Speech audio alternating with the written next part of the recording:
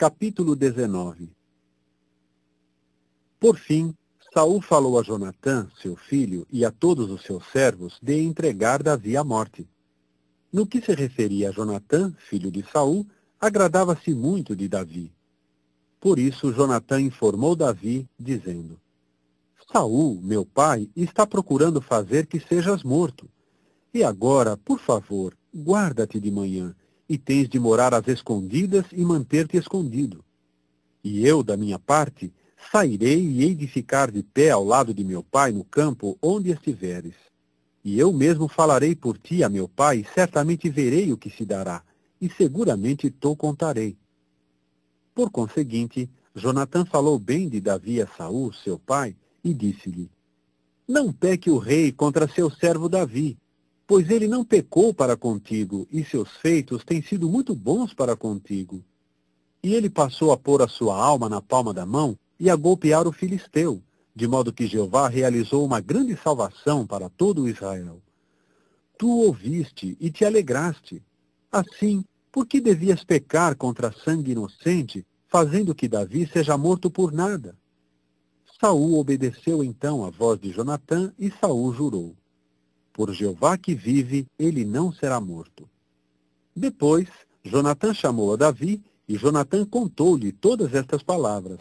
Jonatã trouxe então Davi a Saul, e ele continuou diante dele assim como antes.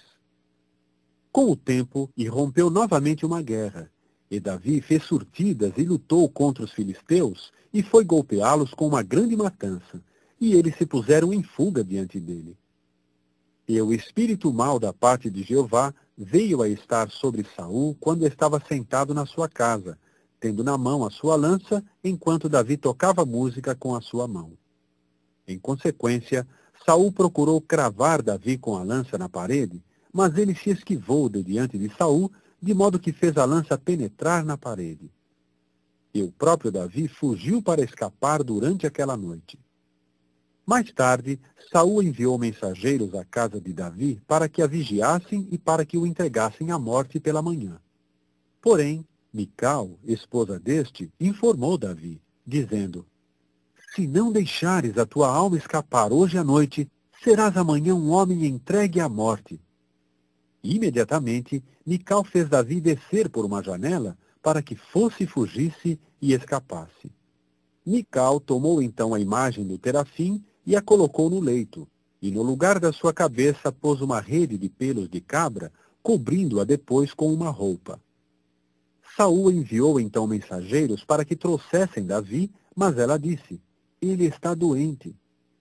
Portanto, Saul enviou os mensageiros para verem Davi, dizendo: Trazei-mo no seu leito cá para cima, para que seja morto. Quando os mensageiros entraram, ora, eis que havia no leito a imagem do terafim e uma rede de pelos de cabra no lugar da sua cabeça. Em vista disso, Saul disse a Mical: Por que me lograste assim, mandando meu inimigo embora para que escapasse? Mical, por sua vez, disse a Saul: Ele mesmo me disse: Manda-me embora. Por que devia eu entregar-te à morte? Quanto a Davi, fugiu e escapou, e chegou a Samuel em Ramá, e passou a contar-lhe tudo o que Saul lhe tinha feito. Então, tanto ele como Samuel foram embora e passaram a morar em Naiote. Com o tempo comunicou-se a Saul, dizendo-se: Eis que Davi está em Naiote, em Ramá. Saul enviou imediatamente mensageiros para que trouxessem Davi. Quando chegaram a ver os idosos dos profetas profetizando e Samuel ocupando a sua posição sobre eles, veio a estar sobre os mensageiros de Saul o Espírito de Deus, e eles, sim, eles também começaram a comportar-se como profetas. Quando se contou isso a Saul, enviou imediatamente outros mensageiros, e eles, sim, eles também começaram a comportar-se como profetas. De modo que Saul enviou novamente mensageiros, um terceiro grupo, e eles, sim, eles também começaram a comportar-se como profetas. Por fim, ele também foi a Ramá. E chegando até a grande cisterna que há em Secu, começou a indagar e a dizer: Onde estão Samuel e Davi? A isso disseram: lá em Naiote, em Ramá. E ele seguiu dali adiante para Naiote, em Ramá, e veio a estar sobre ele o Espírito de Deus, sim, sobre ele, e seguiu andando e continuou a comportar-se como profeta, até entrar em Naiote, em Ramá.